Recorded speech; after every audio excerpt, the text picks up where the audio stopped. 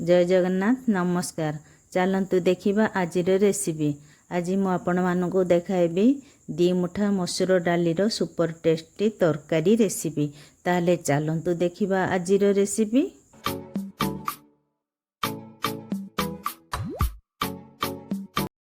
प्रथमे कढ़ई गरम करवा। कढ़ई आमर गरम हो जाइछि। कढ़ई रे गोटे चमच सोरिष तेल देबा। तेल आमर गरम हो गलानी। एबे सब गोटा मसला पकाई गोटे मिनिट पई भाजिबा। गोटा मसला रे मु नेछि गोटे गुजराती, गोटे बड़ अलैच, 2 खंड डालचीनी, खंडे अदा को छोट छोट खंड करी काटिकी नेछि। 7 रु 8 गुला रसुण, गोटे प्याज को काटिकी नेछि।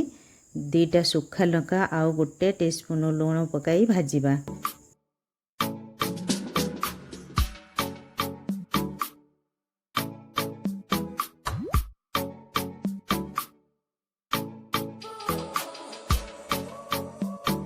मसला आमर भाजी गलानी।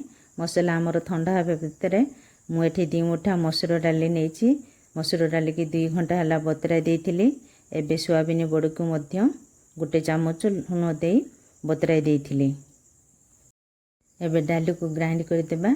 डाली को चिकन करी बाटिबा नहीं, खदड़िया करी बाटिबा। डाली आमर ग्राइंड हो जाइछि। गोटे बाउल को बाहर कर देबा। तापरे गोटे चामच काश्मीरी लंका गुंड, पियाज, गोटे चामच लूण आउ बतराई रखिथिबा सोयाबीन बड़ी को हाथ रे छोट छोट खंड करी डाली रे देबा। टिके परिश्रम हेबो किंतु खाइबा को बहुत टेस्ट लागिबो। एबे गोटे चामच जीरा पकाई सबको भलो भाबरे मिसाई देबा। सोयाबीन को भलो भाबरे चिपुटिकी नेबे जेमिति बिल्कुल पानी न रहे।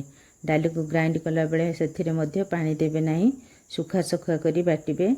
जदि हाथ को डो आमर पतला लागे ताहले गोटे की 2 चामच बेसन दे देबे।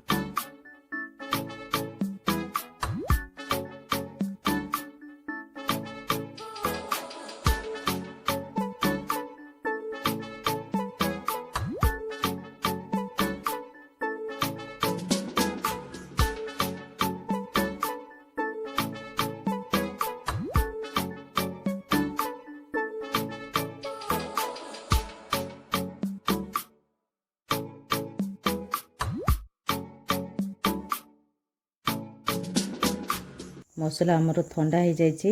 ग्राइंड कर देबा। मसला आमर ग्राइंड हो गला। तेल आमर गरम हो गलानी। एबे आमे जो डाली सोयाबीन गुळा करी रखिथिले सेथिरो छोट छोट गुळा नै तेल रे टिके भाजी देबा। मु भाजिकी करिछि, आपण माने छाणिकी भी करिपुरे, किंतु सोरिष तेल रे भाजिकी कले खाइबा को बहुत टेस्ट लागि थाए। जेमिति आमे बड़ी तयारी करंती सेमिति सेब देई मु करिछि। आपण माने गोला को नहीं गोल भी करी छानी परिबे। जेमिति आपण मानको पसंद सेमिति करी छानी परिबे। गोटे साइड आमर बड़ी हे गलानी। एबे ओलोटाई देबा। बड़ी आमर हे गलानी। एहा को गोटे प्लेट को बाहर करी देबा।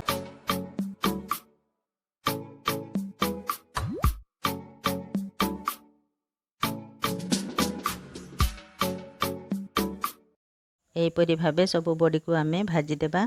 बड़ी आमर सब हो जाइछि। कड़ई रे अल्प किछि तेल अछि। से तेल रे आउ 2 चामच सोरिष तेल देबा। तेल आमर गरम हो जाइछि। तेल रे तेजपत्र, जीरा, पियाज पकाई भाजिबा।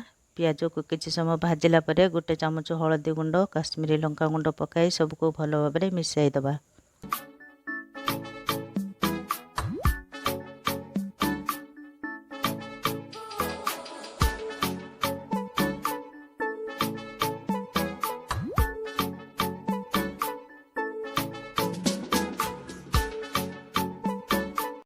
पियाज आमर भाजी नरम हो गलानी एवं पियाजर कलर मध्य चेंज हो गलानी। आमे जो मसला भाजी ग्राइंड करी रखिथिले से मसला को देबा। आ पियाज मसला को भलो भाबरे मिसाई देबा।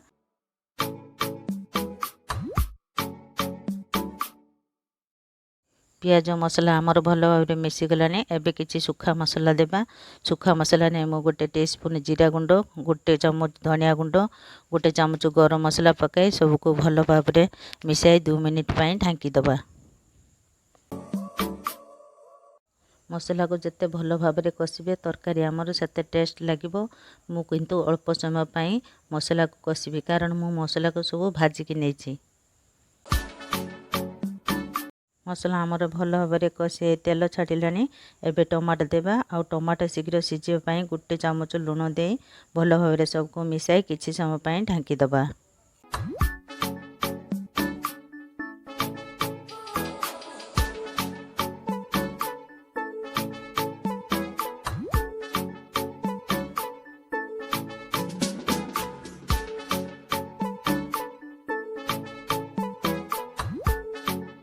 एबे ढांकुणी बाहर करिबा। टमाटो आमर भल भाव सिझी मेल्ट हो गलानी। आउ किछि समय कषि गोटे ग्लास गरम पानी देबा एवं किछि समय चलाई ढांकी देबा। ढांकुणी बाहर करिबा। तरकारी आमर भल भाव फुटी गलानी। एबे आमे जो डाली सोयाबीन रो बड़ी प्रस्तुत करथिले ताकू सब तरकारी दे 2 मिनिट पई ढांकी देबा।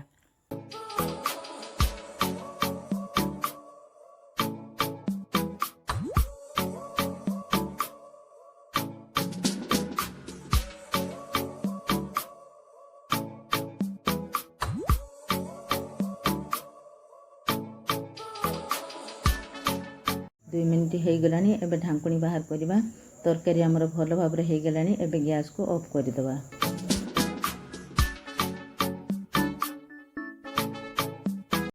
या को गोटे सर्विंग प्लेट को बाहर कर देबा। देखंतु तरकारी आमर केते सुंदर देखा जाउची। जेमिति सुंदर देखा जाउची सेमिति खाइबा को मध्य बहुत टेस्ट लागिबो। प्रस्तुत हो गला आमर सुपर टेस्टी मसूर डाली सोयाबीन बड़ी तरकारी रेसिपी। या को घरे थरे बनांतु एवं केमिति लागिला मते कमेंट करी जणांतु। जदि मो रेसिपी आपण मानको भलो लागुता ताले मो वीडियो को लाइक शेयर करंतु एवं मो चैनल को सब्सक्राइब करंतु। धन्यवाद।